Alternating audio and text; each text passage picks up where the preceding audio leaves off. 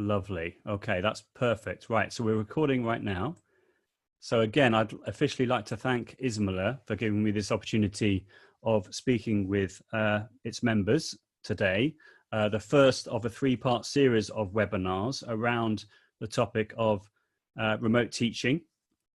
I've been trying to support language teachers for the last 5 weeks, since the lockdown started. And I've been working night and day, more or less, using social media, doing webinars through the Association for Language Learning, as well as other organizations such as Linguascope. I've also been doing some international webinars for the British Council in Indonesia, for Italian. Well, yeah, I'm going to be doing some webinars with Italian teachers in Australia on Monday and Tuesday next week. I've worked with the Victorian Association of Teachers of Modern Languages, who I've worked with before as well. And I'm just trying very hard to support people. So just to be very clear, I'm going to be sharing this presentation with you. On the last slide, I have a QR code and a link to the presentation. We're also recording this right now. So you'll be able to get the recording. I will put the recording up on my YouTube channel, which is available via JoeDale100. And on that YouTube channel, you'll also see lots of the other TILT webinars. TILT stands for Technology in Language Teaching. I'm just going to check the chat very quickly. So Jess, I can see that your sound is fine. You can hear me okay. Okay, so if the sound is breaking up, that might be to do with your internet connection. I'm not sure. Can I just clarify with everyone if everyone is seeing my screen okay and it sounds okay? I'm using a nice USB microphone, so it should be fine. Okay, that's great. Thanks for letting me know.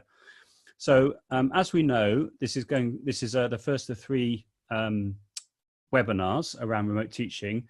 You would have seen the program. I was delighted to see that 85, I think it was, signed up for this one. Feel free to sign up for the other ones as well. And yeah, and I just really hope that you find this useful. Just on a geeky point, I made this graphic using a tool called Adobe Spark Post, which is completely free and allows you to make what look like, in my opinion, very professional looking graphics. So it's called Adobe Spark Post. It works on the web as well as an iOS app and an Android app as well. Okay. So a little bit about me. I think you all know me anyway, but I was just to let you know, I was a languages teacher for 13 years, teaching secondary school level for 3 years, and then 10 years in middle school level on the Isle of Wight, which is where I'm living right now. And that was the middle school was 9 to 13-year-olds, and for the last 10 years I've been an independent languages consultant. And normally I'd be traveling all over the world, but at the moment I'm just trying to do that from my study on the Isle of Wight. My Twitter handle, as I'm sure you know, is @JoeDale, and my email is joedale@talk21.com. So if there's anything that you want to ask me about the session that we're doing today, then feel free to do so. Anything to do with technology and language learning, or particularly in the context of remote teaching. Okay, right. I see I'm still letting some people in. Never mind, it's all good. Right, so this is what we're going to try and achieve in the next hour. It doesn't matter if we don't do everything. The most important thing is that we work at an appropriate pace, and do let me know if I'm going too quickly or there's things you're not sure about. Clearly, if there's a technique that I've demonstrated, but you haven't quite understood or you want me to do it again, remember that I am recording this session, so it means that you will be able to watch it back. But if there's anything you want to sort of clarify urgently, that's fine. But if we've got time, we'll do a bit of Q&A at the end as well. But this is just, in this session, what we're going to try and achieve. Okay. Right, so the first thing we're going to do is we're going to use a tool called Mentimeter. And I'm going to click on this link right now and go live onto my desktop and click present like this. And as you can see on the screen, there's the link I'd like you to go to, please, which is menti.com. So Mentimeter is where you create the presentation, and menti.com is where the students go, or in this case, you as attendees in this webinar. Can you go to menti.com and then put in the 6-figure code, which is 553879. If you've not seen Mentimeter before, it's a free tool which allows you to do polls and surveys and things like that. So in this present context of working synchronously online, I think it's a fantastic way of being able to ask questions, get feedback from students, maybe as a starter activity or halfway through the lesson to see how students are getting on. Oh, I see. Right. So if you want to go to a new tab, so if you have two devices, obviously you can go to your second device. If you're on the one device, then feel free to go to a new tab in your browser and then fill in the information. So you can then swap between the two.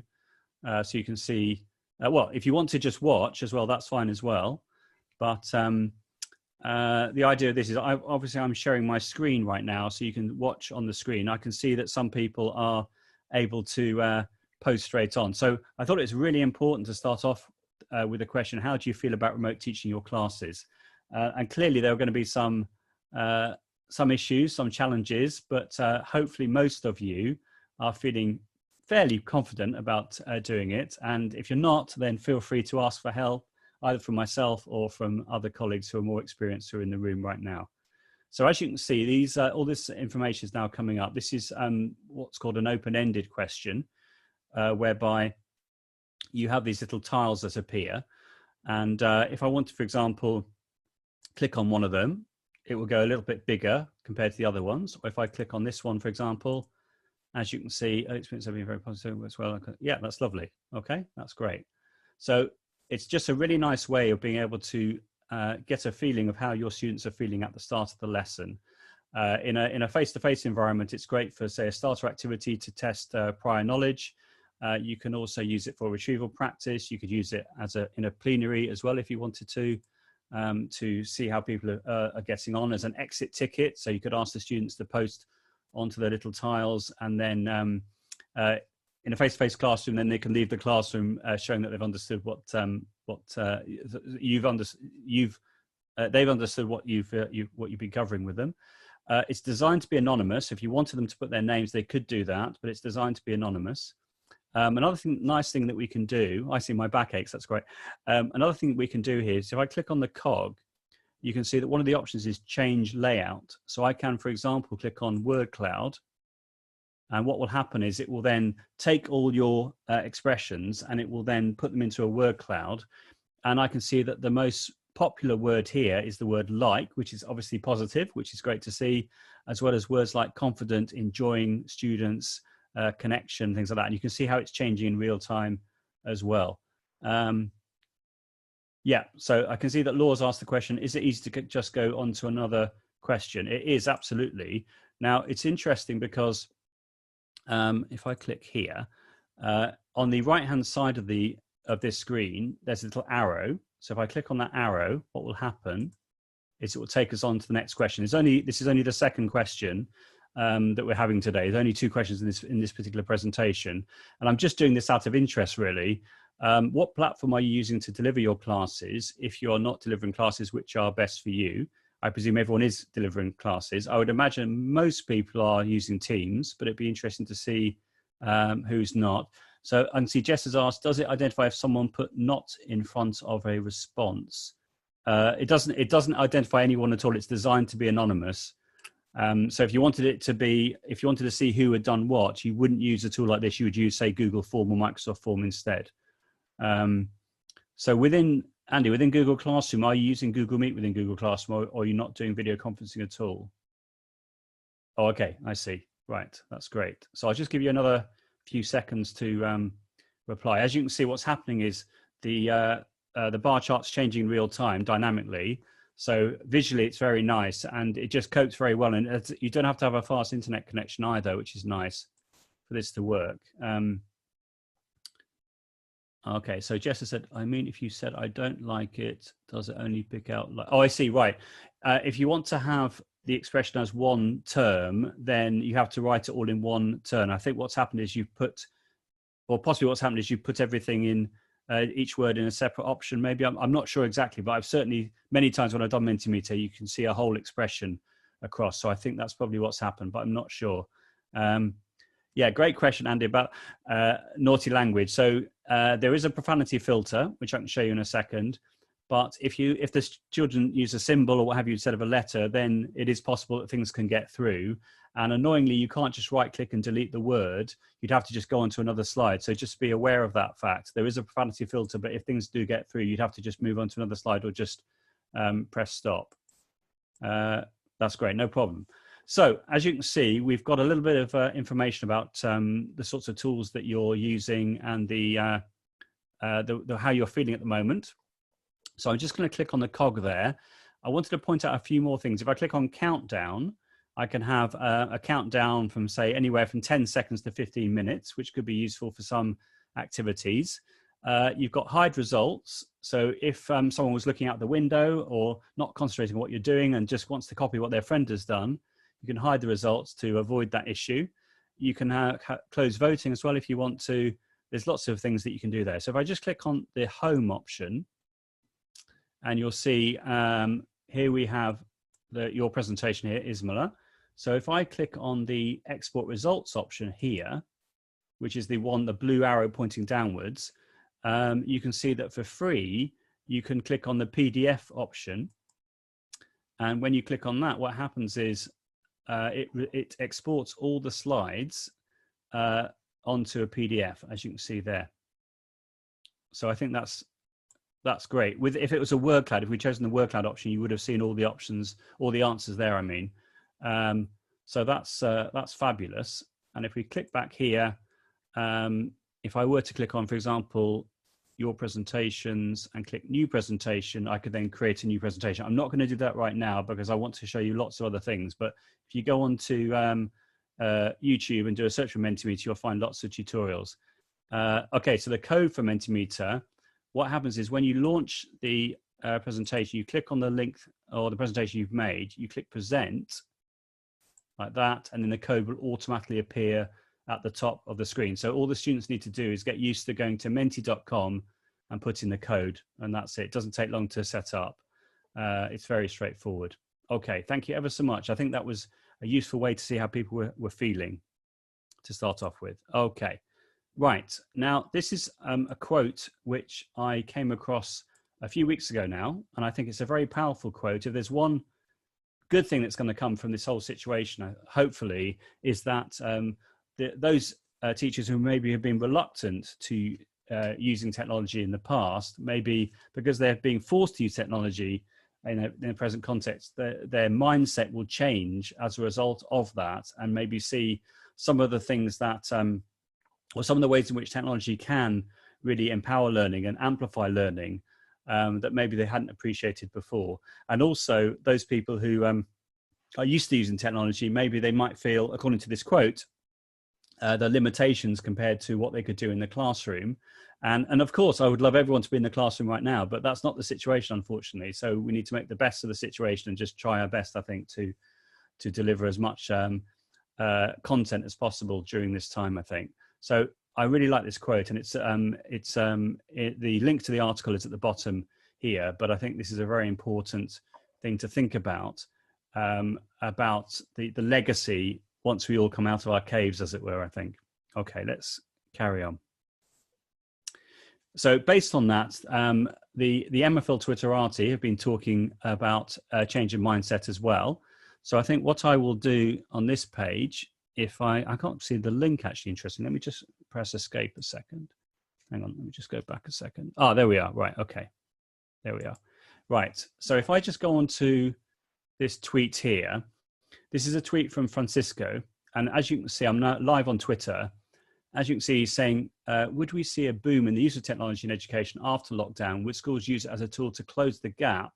For example, online intervention sessions, recorded catch-up lessons, etc. And what I like about this is the way in which all the replies are all talking, you know, they're all teachers. They're all talking about their context and how they see the change in mindset and what they miss and what they like about the things that they've been doing. For example, Adam is talking about the idea that, you know, he's missing being able to walk around the classroom and getting a feel for how his students are getting on. But he at the same time feel that having used the technology in the classroom, he's not maybe feeling as scared as he has done in the past.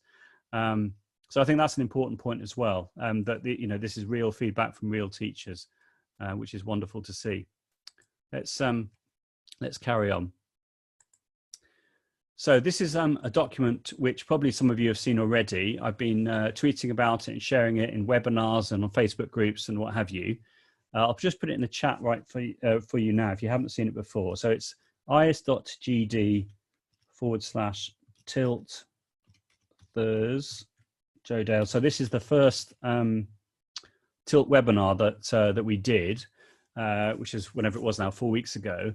And essentially what I did was I put together, at the time, I think about 18 pages of links around remote teaching into different categories, such as getting started, world language teachers share tips on remote learning, video conferencing tools, screencasting tools, and what have you.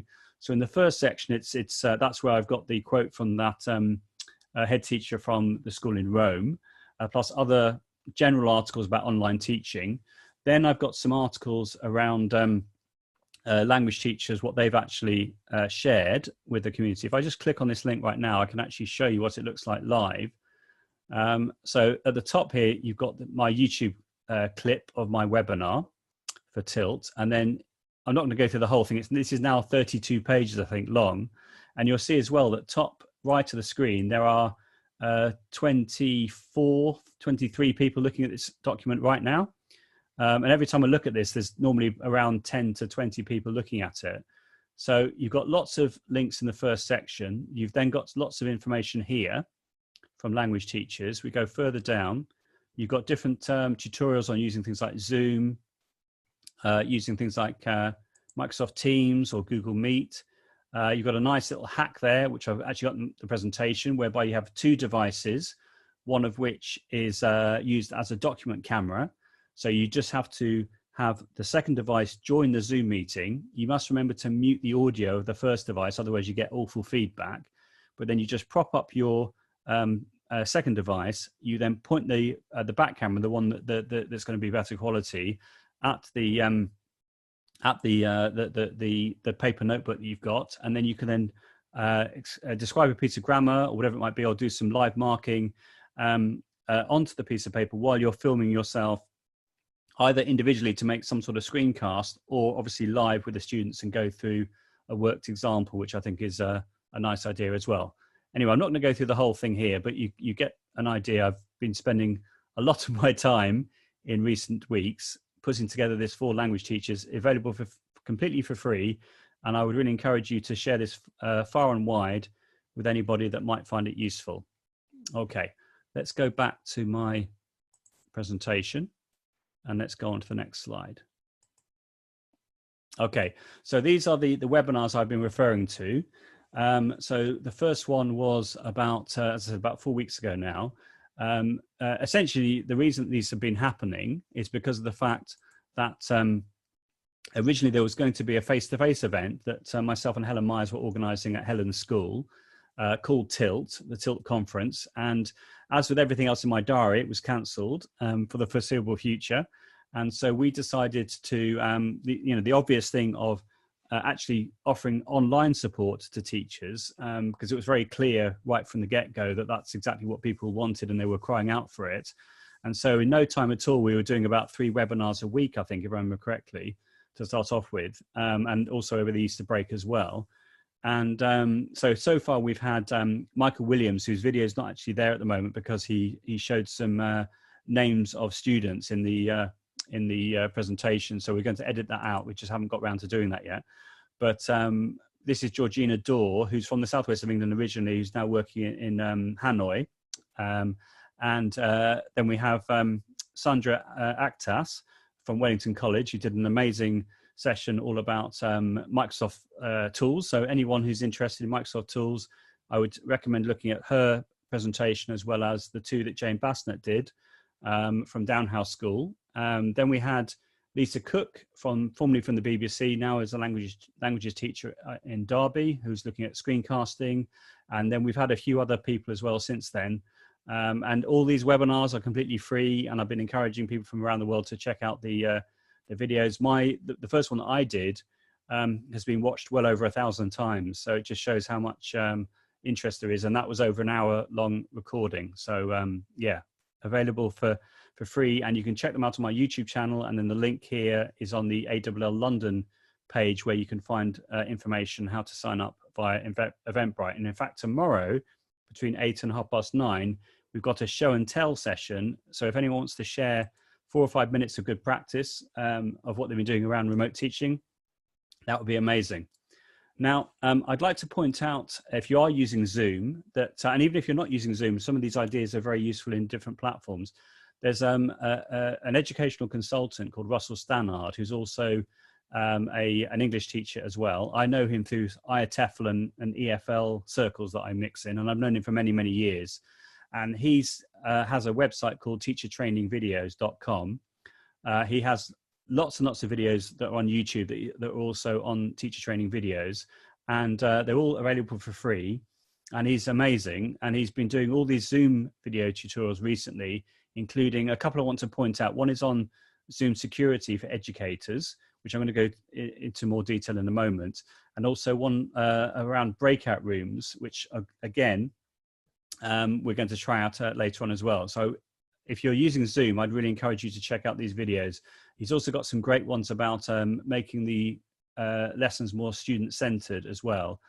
He's got a great example of using Google Earth in a remote learning context. So yeah, he's fab. Right, so talking about security, and there's been a lot of talk about security around Zoom. So what I thought I would do is I would mention the updates they've added to Zoom recently. So for example, they've added this new security button here, and you can see that as the host, if you click on that button, you've got things like lock meeting, enable waiting room. So you would have seen that everyone was in the waiting room before we started, and that's been turned on by default now, whereas that wasn't there before. You can stop the students renaming themselves. You can stop the chat if you want to. You can stop the students from sharing their screen. And then if you click on the manage participants and you click on the invite button, that's how you send people the invite. But also if you click here, you've got some other options as well. And at the bottom here, you've got some links here as well about keyboard shortcuts. There are a few really good ones. For example, the Alt-M one for Windows or Command-Control-M for Mac will then mute everybody apart from the host, which is clearly very good if someone doesn't realize they've got the TV on or what have you in the background, or someone's having an argument or what have you. So that should be, these are some of the things which I think teachers need to think about to make their rooms as safe as possible. Now, in relation to that, I've spent a lot of time putting the next two slides together. What I did was I thought I would have, I thought I'd focus on Zoom, Microsoft Teams and Google Meet and ask the same question to experts who are using these tools, who are all language teachers, and these are all the responses. So just to be very clear, I've done 2 pages of this. So I just finished this earlier today, actually, for the presentation. And they've all been proof checked as well by the same experts who I asked, plus a couple of other friends I have as well. So if there are any mistakes there in relation to, well, you can do this in Microsoft Teams if you do this, this, and this, then please let me know and I'll update it. But I think I've got it all right for everybody. So as you can see, we've got questions like, can students join a session before the teacher? Can the teacher enable a waiting room? Can the teacher automatically mute students' audio upon entry into a session, et cetera, et cetera, et cetera. And I'm going to share this online later, and I'm sure that the community, as one says, will find it very useful. So if you do see any glaring mistakes, please do let me know, but hopefully I've covered everything that needs to be covered in relation to keeping these different video conferencing tools as safe as possible. Thanks, Rosa. That's lovely to hear. Thank you. Okay, let's carry on. In relation to safeguarding in particular, because there's been a lot of concerns from the teaching community around the fact that students can see into teachers' rooms, or teachers can see in each other's into the students' rooms, or the students can see into each other's rooms, and all the safeguarding issues around that. So this is a blog post by Teacher Toolkit, also known as Ross Morrison McGill, and he's put together a really nice post, including some official PDFs from Zoom. But a lot of these ideas will refer to any video conferencing tool, about good advice that you could say pass on to your SMT, SLT about safeguarding. And yeah, if I had a bit more time, I'd ask everyone if they are allowed to do video conferencing, or whether everything has to be asynchronous, which is another question as well. But I'm trying to cater to everyone's context in relation to that. Okay. Right, something else which I think is very useful is what is referred to as the non-verbal feedback and reactions. So you'll see if you go to, in Zoom, if you click on the participants option, you'll see that it should say raise hand, yes, no, go slower, go faster. And if you click on the more option, it should allow you to give a thumbs up, thumbs down, a clap. The coffee one's quite nice, showing that you offer a coffee break. And then I can't remember what the clock one is now. I think anyway, it's probably time up now or something. So to enable this is something you have to enable. I'm just going to come out of the presentation and I'm just going to go to let's have a look. Yeah, so if I go here and I just go to log in, well, I should be logged in already actually. I can just, yeah, so if I click on my account, this is actually Helen Meyer's account, and she's letting me use it very kindly, but I've actually got the pro account now. I've upgraded anyway, so this will be the last time, well, in this series of webinars I'll be using this one because it's all been booked already. But as you can see, I'm in settings, meeting, and if I scroll down, it's quite a long way down, it will show me, yeah, can you see here it says non-verbal feedback. So if you enable that, then all those different options come up, and a bit lower down it has the breakout room option as well, which I've also enabled, which we might be able to do later on. So just to check that this is working, could you all go to participants, which it should be on your screen in Zoom, and can you just click on the yes option just to see if this is working? And what should happen is I should be able to see if I click on, I just come out of here now, if I click on manage participants, there we are. Yeah, I can see Anna has got a tick here next to her name. Yeah, lots of you have, that's great. So that shows it is working. So you could, for example, ask a question and then you could get the students to then click yes or no. So it's just another way of being a bit more interactive in your presentation if you're using Zoom. And then likewise, on your interface, it should have reactions as well. And that allows you to either clap or give a thumbs up. And when you do that, that will then appear on your screen as well. So there's just a few little non-verbal things that you can have, which is great. So thank you for everyone for doing that. Let's carry on. Okay, so now what we're going to do is we're going to have a go at putting everyone in breakout rooms. Now there's 50 people in the room. So I'm going to create 10 rooms of 5 people each. The instructions are all here, but I think we should just go for it, shouldn't we? So what I'm going to do is I'm going to stop sharing and I'm going to click on breakout rooms, which I've enabled in the way that I've shown you. And on the screen, I'm going to choose the number of rooms, which I'm going to have as 10. And I'm going to go for automatically. So that means that there's going to be 4 or 5 people who are going to appear in your room. And we're only going to do this for about 3 minutes, let's say maximum. So I'm going to click on options and I'm going to choose here 3 minutes. Okay, in fact, let's just make it 2 minutes just because we haven't got lots of time. And then after 1 minute, you're going to get a 60-second countdown, which will then allow us back into the main room. So with that in mind, I'm going to click open all rooms, and you should now be transported into your different breakout rooms. So I'd love you to talk about how you're getting on with remote teaching at the moment, if that's okay. And I can join any of these rooms. I can click on join, and I can go straight in.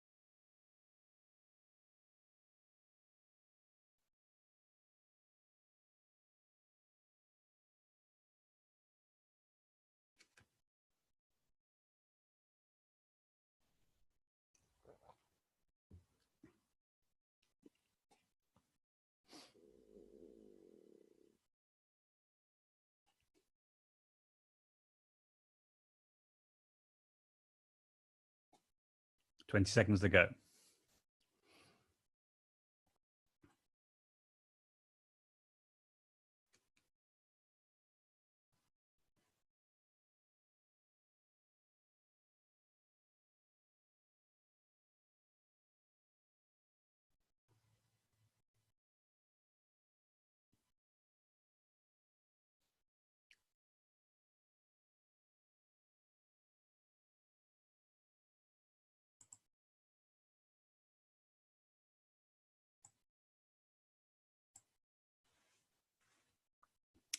That's lovely. So you're all coming back into the room now, I think, which is great.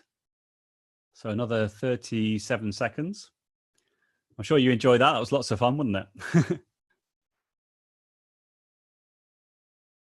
So the great thing about breakout rooms is you can clearly divide the class into different groups, and you can give them a task to do. You could, for example, have a slide with different activities for different groups.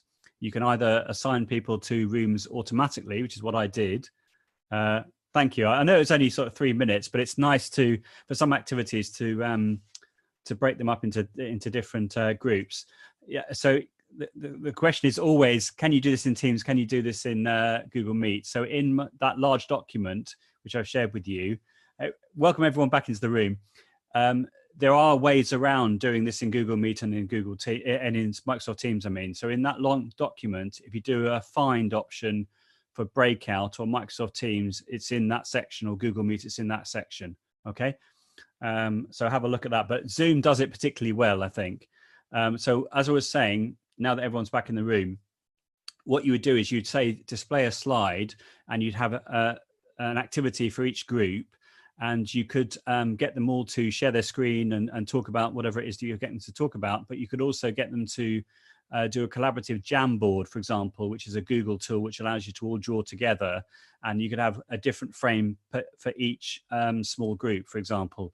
But I would recommend doing it automatically rather than assigning each student, because it would take a long time to do it that way. I have been in sessions whereby people had the different tasks, and then in the chat you then have to say, I want to be in room 1, room 2. But to do it that way, it just takes a little bit longer to then put people in manually. It's a lot quicker to do people automatically. So right. So Jess, again, can you prepare the groups for breakout rooms in advance? You can certainly pre-prepare having breakout rooms. I think the quickest way of doing it is automatically. I think you have to do it manually.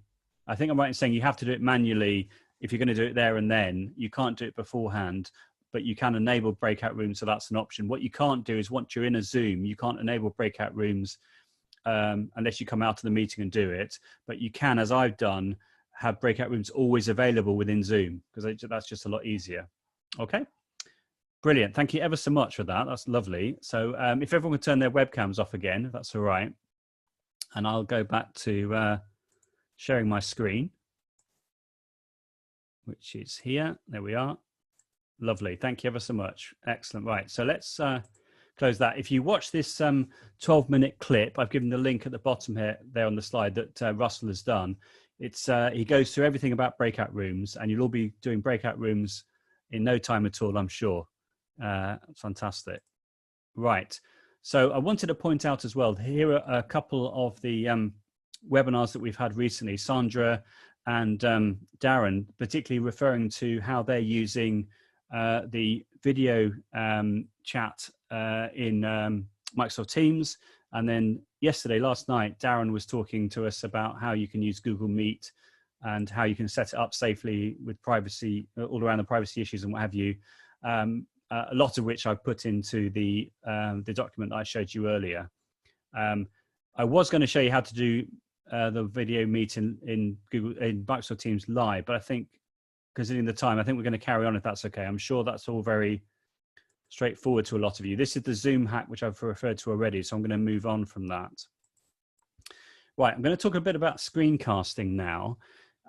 So when we're talking about the difference between synchronous and asynchronous lessons, one of the tools that ideas a lot of people have been using is the idea of screencasting, which is essentially when you record your screen, which could be a PowerPoint, it could be a web page, it could be an article, it could be a Google Doc, for example, or Word document, and then you can record your voice, using some tools, you can draw as well. And you can capture the whole thing as a video clip, which either could be saved automatically to, for example, to Google Drive, to Microsoft Stream. In the case of Loom, which is my personal favorite, it will go on to the Loom servers, but you can make it private. I wrote an article for the Modern Language Teachers Lounge, which is here. Okay, and there's the article. In fact, I can share the link right now, even though I've got it in the presentation, and I can put it in the chat for you. Like that, and then that should now come up in a moment. Sometimes when you're sharing the screen, you don't actually see the chat. I'm going to leave that for now. But here I go through all the different options for screencasting depending on what platform you're using, and I'm going to try and do a screencast right now in using Loom. So Loom is a Chrome extension, which is here.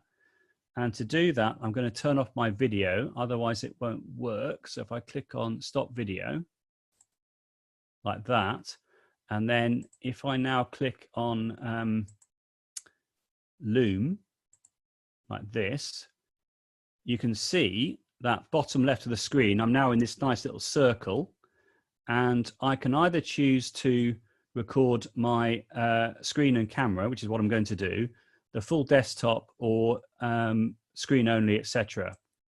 If I click on the show advanced options, then there's some other things here. If you apply for a pro account, which you can for free as an educator, there's no limit to it, you can use it for as long as you want, then you also get access to a drawing tool. If you want to have a drawing tool in this type of tool, I would recommend using Screencastify, which is very similar. So we're good to go. If I now click start recording even, I then select the screen I want to share, and now I get a 3-second countdown. So now I'm recording my voice. I can now be pinpointing. Interesting. Okay, typical. I had a recording error. Normally that would work fine. I think it's just because of the fact I'm sharing. So you just have to believe me. What will happen now, we'll record the screen. You can then click copy link and put the link in the chat. Or you can download the video that you've done or delete it. If you go to link sharing, you'll see that you can make your link private or public. And it's just really fantastic tool. I'm sorry that didn't work right there and then. When I've done this before in Zoom, it's been fine. But hopefully that's given you a good idea of what you should be doing, if that's okay. So, I'm sorry. Yeah, okay. I think I've let everyone in the wait. There doesn't seem to be anyone that says they're in the waiting room. But can you ask them to do that again, Stephanie? And I'll let them in with my pleasure. Okay. So hopefully that's giving you an idea of how. Okay. Hopefully that's giving you an idea of how Loom works.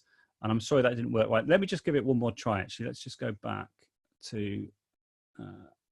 Let's have a look. If I go back here and click Loom again, it'll probably crash again, but let's just give it a go. So start recording, share screen. Let's see. Okay, so now, as you can see, what I'm doing is I'm talking over the top of my screen. I can then be describing what's happening in the text. This could be a Google Doc. I could be highlighting the text. I could be, okay, it's not going to work. Never mind. You have to just believe me, it does work. Right, let's carry on. But the idea of that is to give you a flavor of how to do a screencast. Not ideal maybe when you're video conferencing at the same time.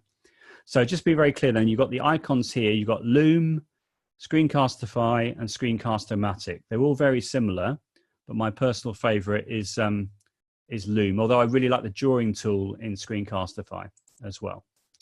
Okay, so let's carry on. So screencasting in languages, I thought I'd put some examples of real teachers talking about how they're using it. So as you can see here, we've got Ms. Egan from Ireland saying, using Loom to walk students through a sample answer, saves time in class, promotes autonomous learning and sense making, and allows for a flipped classroom. Cannot recommend this tool enough. And what I particularly like about this particular quote or tweet is that at the bottom there, as you can see, Loom have replied themselves saying, love this, so glad we can be useful for your class, which is just brilliant, the power of social media. And then on the right hand side, we've got Ms. Grice MFL, who's in her first year of teaching, saying, used Loom for the first time yesterday, thanks for the tip, Joe, and was surprised how easy it is to use. Definitely recommend it for anyone teaching from home. And Rachel says, how does this compare to Screencast-O-Matic? I've been using this one so far. So this is, again, typical of sort of the back and forth conversation that we see all the time on Twitter. Can't compare because I've only used Loom, but it's so simple. The kids really like it.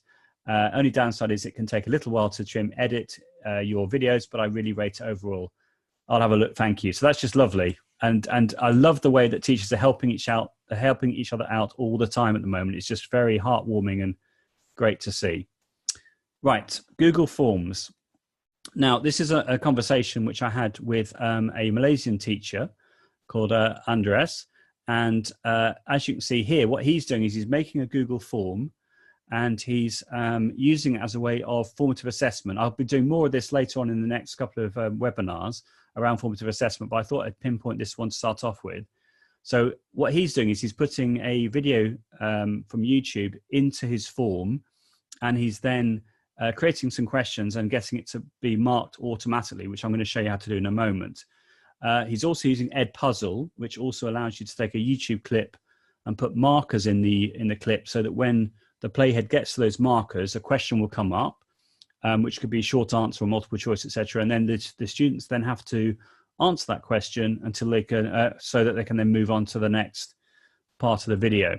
And then he's also using Quizizz, which has been around for quite a long time. It's similar to Kahoot, but recently they've added the audio recording option for a question, which admittedly is only 10 seconds per question, but it means you could create a remote listening comprehension if you wanted to. And I actually demonstrated this live with about 700 English teachers from Indonesia earlier on this week, and it seemed to work really, really well. So I had 5 different questions. They had 5 different question types.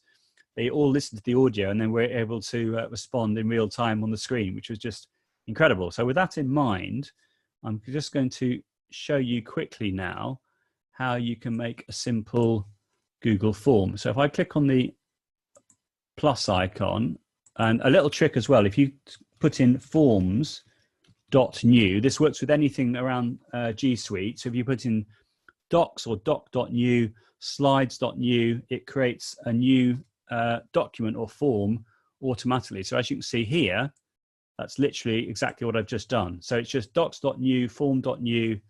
It's incredible. So if I do a very simple self-marking vocab test, so just going to go for something very simple, I would always recommend for the first question that you say, what is your surname?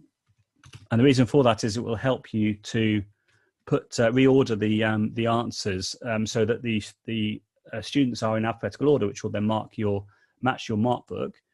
If I now click on short answer here, and I click on required questions, so they must put their name in, otherwise they can't complete it. There's other ways around this as well, whereby if you click on responses, not responses, you click on settings, and you can demand, that you collect the email addresses. That's fine if you're working in a school where everyone's using the same. If it's a G Suite school, and you can do something similar in Microsoft Forms as well. So if I just click duplicate, and again, if you go onto YouTube and do a search for how to do a Microsoft quiz or Microsoft or Google quiz, then that'll be straightforward. So what is your first name? Again, I'm going to go for short answer and duplicate that as well. And now we're going to do the first proper question. So I won't make this a required question. It's just a very, very simple one. And obviously you could write, harder ones if you want to do, what is the French for a cat? So very difficult question for everyone. I'm going to choose short answer, and I'm then going to do duplicate. And then I'm going to do what is French for a dog. Duplicate. What is the French for a rabbit? And then finally, what is the French for a horse? Like this. Okay, right. For the last one, I'm going to make it multiple choice. So I click here, and now I'm going to put in different answers. So I'm going to put in I know I'm doing this in the same order, but it's just showing how it works. Right, so and then okay, now In order to tell the form what the correct answers are, what you do is you click on the cog up here and you click on where it says Quizizz and you assign this as a quiz like that. And then you click save. And you'll notice now that, for example, what is the French for a cat? If I click on that, it now says answer key here. So I click on answer key and I put in the correct answer. I'm going to write in un chat, but I could write chat. And I could also put chat with a capital C, etc. But I'm just going to leave it like that for now. And I'm going to click mark all other answers as incorrect. And don't forget to put in the number of points for that particular question. Then you put done. Then you carry on in the same way with the other ones. So again, here, I put in, it's not letting me, that's right, answer key. Right, okay, so there we are. Right, so then we put in chien, like that. So I'm not going to put in chien, you get the idea, because obviously time is of an essence. And then same here, answer key, put in un lapin. And then finally, make sure I put the points there. Finally, we click done. And then here, we put in the correct answer, which is that one, answer key, click un cheval, give it a point, and you get the idea. So if there's like a right or wrong answer, it's fine. If it's like an open-ended answer, you'd have to mark that manually. And that's it, simple as that. So then all I have to do is click the send option here, click on the link, click shorten URL. Well, you don't have to do the shorten URL, but I've just done that anyway. And then I just need to put that in the chat for you. So if I click on the, in fact, I can't see the chat right now, so I'm just going to click stop share. And then I'm going to put in the link. So just very quickly, can you just answer that for me, please? And then I'll show you then how it changes in real time. So let me click on share screen again. Go back to here and share and then cancel. Okay, so I just give you a second or two to fill in the form. I'm hoping everyone can see the form okay. Let's see if we get any responses, and then I'll show you how to export the results, if that's all right. So this is a really nice way of doing some formative assessment, vocab test, and it's all self-marking. So that's really nice as well. So no responses so far. Let's see. As I can't see the chat, it's very annoying. Actually, let me just click. Can't see the link. Okay. I'm very sorry. I've sent it to Tim privately. That's one thing about Zoom. It can be a bit annoying in the way that I think I've sent it to everyone. And in fact, I've sent it to Tim. So I apologize, Tim. I've sent you that link. I've now put it into the chat so everyone can see it now. If you could, if you could then click on that. For some reason, when you shade the screen, the chat doesn't come up straight away. So if you could fill in that form for me very quickly. Hopefully everyone can see the link now. And I will share my screen again, and then I'll be able to see all your lovely answers coming in. Right, so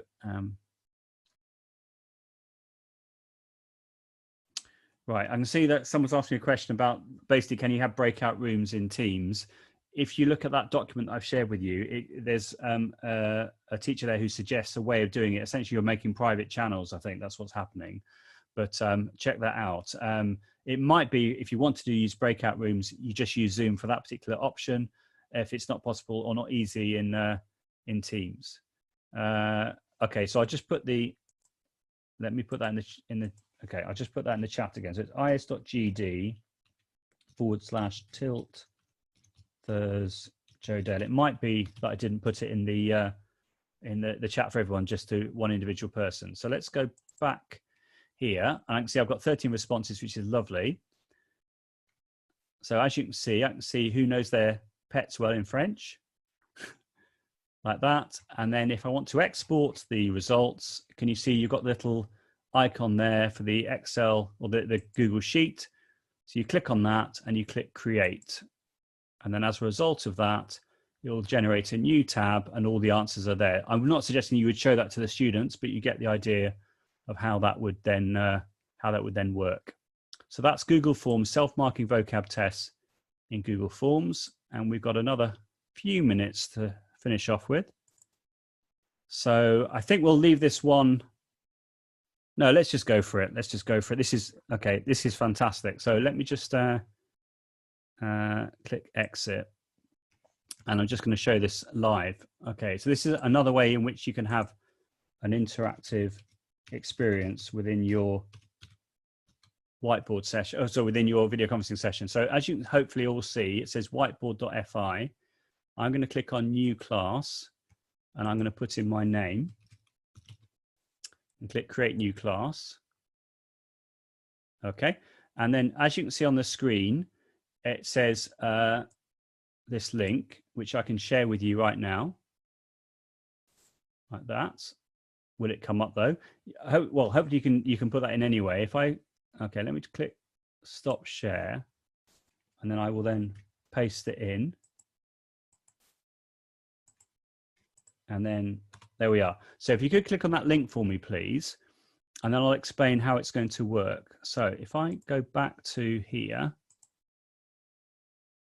like that, and what I'm going to do as well is on my iPad, I'm going to do the same thing. So I'm going to act like an attendee as well.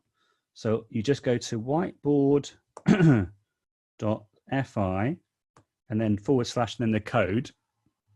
And I'd like to draw a picture right now about how you're feeling about remote teaching. That's the idea. So the code is V96. And there we are. You put your name in, you tap join whiteboard, and then on the screen, you can then draw a picture. I've just drawn a heart, and hopefully that will appear on, there we are. That's appearing on the screen now. So you can see, there we are, that's lovely. So if I, for example, click on Sarah's one, that will now go larger. Sarah can carry on drawing. If you're happy to do that, Sarah, you can carry on drawing, Sarah, and then I can see that changing in real time, which is a very cool feature. There we are. And if I had a screencasting tool, in fact, I did that this morning. I posted a YouTube clip of how to do this. I was actually recording my screen using Screencastify, and it was working a treat. So let me just see if I can do this now, actually. Let's see if this works. Right, so if I click here, and can you see I've got my drawing tools? I'm going to click record like this, and I'm just going to go back to here. There we are. And I'm going to just click on this one here. Oh, it's moving down. Let's just see if this works. Right, if I click here, right, so I'm recording the screen right now. So sorry, again, feel free to carry on drawing. I'm clicking on the drawing tool, and what I'm doing is I'm interacting with you in real time, and everything's being recorded. So you can see my webcam there, you're drawing, so I could be giving you instructions on what I want you to add in the target language while I'm giving you drawing feedback as well as spoken feedback.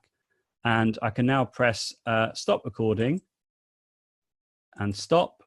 And what will happen now is that's the video. If I press play, let's just see if this works. Right, let's see. This one here. Oh, let's press play again. Hang on. There we are. This one here. Oh, it's moving down. Let's just see if this works. Right. If I click here, right. So I'm recording the screen right now. So sorry, again, feel free to carry on drawing. I'm clicking on the drawing tool, and what I'm doing is I'm interacting with you in real time, and everything's being recorded. So you can see my webcam there, you're drawing, so I could be giving you instructions on what I want you to add in the target language while I'm giving you drawing feedback as well as spoken feedback. And I can now press stop recording, and there we are. And then if I go to the chat, if I just click stop share again, and I can post that link that I've just done in the chat. So if you wanted to, I'm not suggesting you do right now, you could then watch that link, that video back in Screencastify, which is also a link you could put in comments in a Google Doc or in the Google Slides or what have you. So Screencastify is really nice if you're working in a Google environment. Right, so let's go back to here, go back to my presentation, which is here. So hopefully that's giving you a feel for how that works. And the final thing that you can do as well is, as there's not an easy way of exporting all your pictures in one go, hopefully you like whiteboard.fi. I wrote a blog post about this on the Facebook group I mentioned earlier, which I put on the slide. If I click the 3 dots here and I click print, I've installed what's called Qt PDF Writer. And what that allows me to do is that instead of printing off something with paper, I can click print, and that will now turn what would be a paper printout into a PDF. So what will happen in a moment, it takes a while to appear, a little dialog box will come up, and it will allow me to save the results of what we've got here as a PDF. I don't know why that's not appearing straight away, but you have to just believe me. It will do in a moment. And there we are. So let's go back to here and present. And we're just about wrapped up. So there we are. Oh, just a thought as well. Obviously, if you would like me to come, oh, there we are. Let's click save. If you'd like me to come to your department, virtually speaking, of course, and help you with anything around remote teaching, as well as these other 2 ISMLA webinars that are going to be happening in the next 2 Fridays, then let me know. I would love to hear from you. I'd love to support you individually or as a department. And if you'd like the presentation, here it is. Just go to is.gd/ISMLA1. Next week will be ISMLA 2, ISMLA 3 the week after. And thank you so much for listening. And we will have some time. I'm more than happy to stay on for a little bit longer and answer any questions that you might have. But I just, I can see the chat now. That's great. So I'm just checking if there's anything else that's in the chat. But hopefully that's given you some ideas about how you can deliver lessons remotely, either synchronously or asynchronously. Don't forget, all of this is being recorded. So I'm going to put it onto my YouTube channel, probably today, in fact. And I will make sure that you've all got it as well. And if you've enjoyed this one and you want to come back for more next Friday, we're going to be looking at Padlet and Flipgrid and other whiteboard tools as well. But I really wanted to show you whiteboard.fi because it's so useful. And people on Twitter have been talking already about how they've been using it in their classes. So it's always nice to have a tool when you don't have to register for it. You can just get on with it straight away without having to create an account. Thank you ever so much for the feedback. That's really lovely. Oh, that's really fantastic. Oh, you want me to go back to the cheesy picture? Okay, I'll go back to the cheesy picture. There we are. Just to let you know how I made this, I've used a tool called remove.bg, which I can demonstrate in another session. Remove.bg, which removes the background of any photo, including a human being or an animal or what have you. I put that into Keynote on my iPad. I added a speech bubble. I exported, or I used what's called Magic Move to make that effect.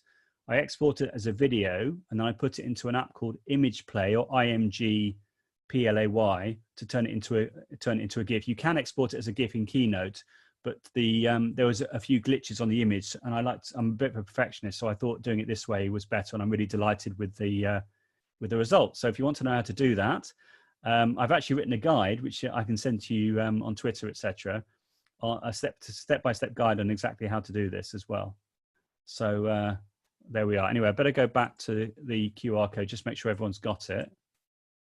And if there's anything else you'd like to know about anything that I've gone over, feel free to contact me. Also go onto YouTube and do a search for any of the tools. There'll be how-to guides on how to do that. And oh, do you mean the link to the guide? I haven't got it with me right now, but I can certainly put it on Twitter, or I can make sure that I include it. Well, actually, what I can do is I can add it into the presentation, which will then, because obviously you'll have access to this presentation live, so I can just add to it. So I'll do that if that's okay. Yeah, that's a great question, Kath. So how can we test our students, not just multiple choice questions, but block test and essays, be sure that they do not cheat? That is a real challenge. This was a discussion I had with my friend Francois Stolder, who I mentioned at the beginning when everyone was coming in the room. So you can do things like, I suggested you could use something like Socrative, which allows you to have a teacher-paced quiz, which could be short answer or multiple choice, etc. And then as for each question, you can have an image, and that image could be your reading comprehension text. And if you do that, then you can choose how long the students have to answer each question. So each question you'd have the same image, and you can control that as the teacher. And that would mean that they shouldn't really have enough time to use, for example, Google Translate, but you'd have to be watching them all the time while they were doing that. But if you're talking about a summative assessment for writing an essay, I don't really think that's possible in a remote learning context without ensuring they don't cheat. So I'm sorry not to give a solution. I pride myself into trying to give solutions, but I don't think that that's an option. If you know of an option that will work, I see Steph Hess has talked about Draftback. That's a Google tool which allows you to go back and see all the changes. Yeah, that would be that's something that certainly you could explore. But there we are. Okay, I'm going to stop sharing now, if that's all right. If everyone wants to turn on their webcams, and if you'd like to turn on their microphones, feel free to ask me any other questions.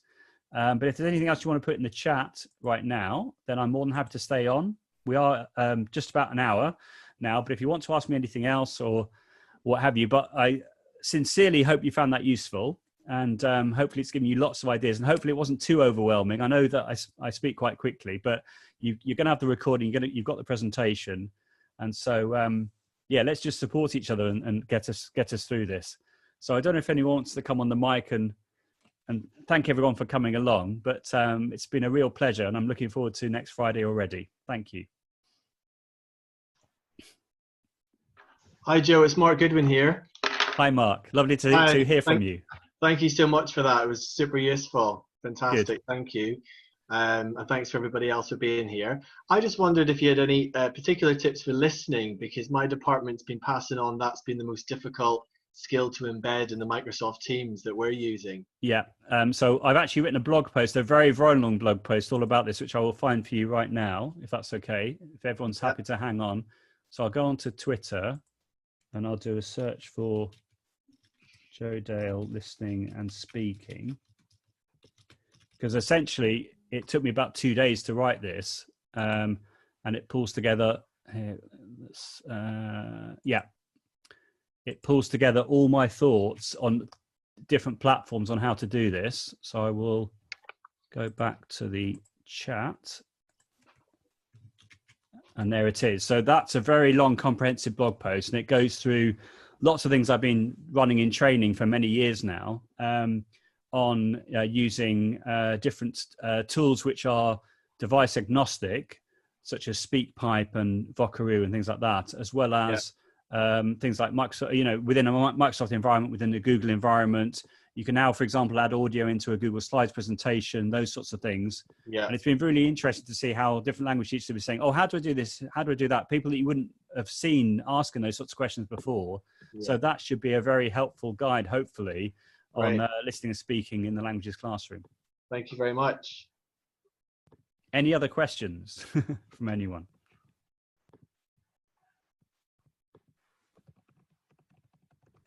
Don't be shy.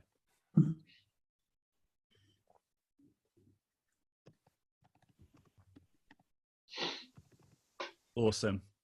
Okay, so Mark, I don't know if you want to sort of wrap up or give a few final thoughts, or...